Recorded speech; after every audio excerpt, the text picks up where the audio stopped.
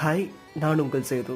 நான் இந்த விஷயத்தில் பயப்பட்டது உண்மைதான். நான் அக்ரி பண்ணிக்கிறேன். பட் ஆனால் அதுலேருந்து நான் ஓவர் கம்மும் பண்ணி வந்துட்டேன். அது என்ன விஷயம்னு கேட்குறீங்களா?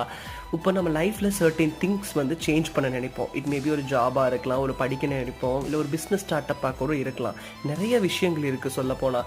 அந்த விஷயங்கள் ஸ்டார்ட் பண்ண மாட்டோம். ரொம்ப நாளாக நம்ம மைண்ட்குள்ளே ஓடிட்டே இருக்கும், பண்ணணும்ன்ட்டு. பட் ஆனால் ஏதோ ஒரு புரியாத பயம் நம்மளை ஸ்டார்ட் பண்ண விடாது.